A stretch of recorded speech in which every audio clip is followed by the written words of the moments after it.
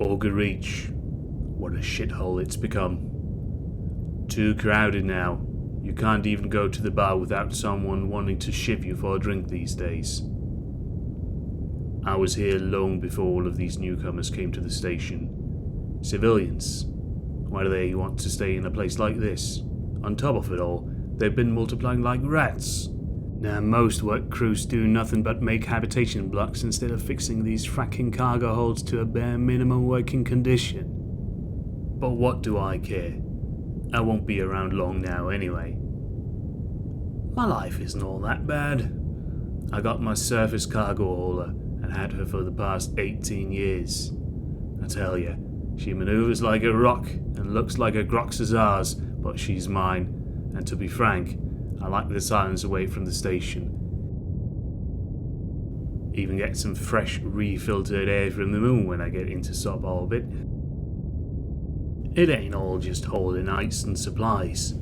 I get odd jobs now and then, you know, ferrying stuff to the miners on the surface. Things like liquor, drugs, the occasional explorer, entertainment, food. You know, all the things a human on an ice moon needs. Today was nothing out of the ordinary. I received a last-minute change to my cargo manifest.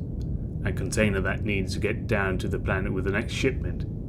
To my astonishment, they offered me a governor's fortune for its safe delivery. With this kind of throne guild, I could leave this Emperor-forsaken station within a month. I couldn't help but smile the entire day, even giving a couple of the dock workers a free drink at the bar that evening. The Emperor does indeed protect, I told myself. I have to admit, later that evening, something did feel a bit off. Thinking back, some of those folks at the bar were, I'm sure, staring at me the entire night. The day came, and I wrote it off as a container full of construction plastics. As expected, no one batted an eye. Now that I think about it, the cargo hold office didn't have the lights on. Guess the loadmaster was having a day off. Soon after I arrived at my ship, a group of people approached me. I've dealt with shady people before, but the way they moved was a bit unsettling to me. They walked as if they had no fear in the world. All of them wore heavy winter clothes and screening goggles, though one of them stood unnervingly apart. He wore a long purple robe, adorned with silver trim, and with a staff in hand he came at me. He greeted me with a calm and gentle and almost courteous manner. Must be some kind of priest, I thought. Maybe that cargo was some kind of holy relic. Mattered little. Soon I was about to become the richest man on the entire station, maybe even in the damn sector. When he introduced himself, I looked into his eyes and I felt completely calm, as if I'd had known this man my whole life, which should have worried me. 3 lifter operators followed. All of them had their goggles down and hoods up. The cargo was larger than usual, but nothing my girl couldn't handle. The container was loaded on board without any complications. I made my final flight checks very thoroughly, like I've done 1,000 times before, and soon after we made ready for the trip down to the surface. This time would be the last time I started up the hauler. I blew a kiss towards the station and began the undocking sequence. The ride down was smooth. No snowstorms or drunk haulers unable to hold their own vertical lanes. It was one of the best flights I've had in a while. Shortly after reaching the supply station, I saw a crowd waiting for my surface hauler. It was a strange sight. Hundreds of people in their storm cloaks and hoods.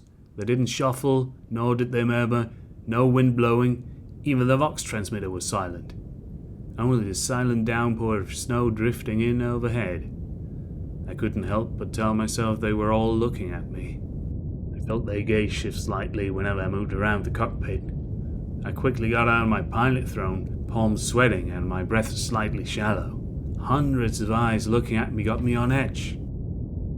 I went out and helped with unloading. I grabbed my storm cloak and opened the hatchway to the cargo hold.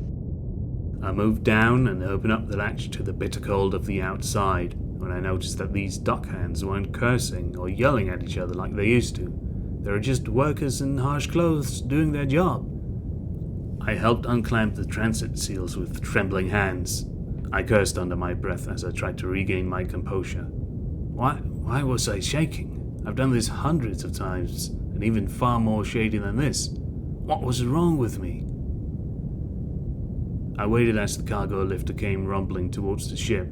Then I saw it. The tiniest gap in between the container and the latch. Had it always been there? Did it happen during transit? I usually never pry into others' business. But what could a little peek inside hurt? It was dark inside. Half a glow globe were holding on to dear life to shed some light over the interior.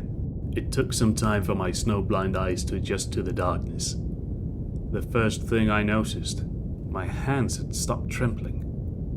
Then I heard it, a hiss, like some old machine stirring back to life. Then I felt it. Something was looking at me. I wanted to look away and run as far away from the container as I could, but my legs wouldn't heed me. My mind screamed out in alarm, but I couldn't give voice to it. All I could do was stand there in trepidation. I couldn't help but stare into the darkest recesses of the container. Something inside opened its eyes, wet, glistening, alien. 2 horrifying discs of reflective light, like a predator locking eyes with its prey. It looked onto me, and like a moth to the flame, I couldn't stop but stare back. It had me pinned in place, looking into my mind, my soul.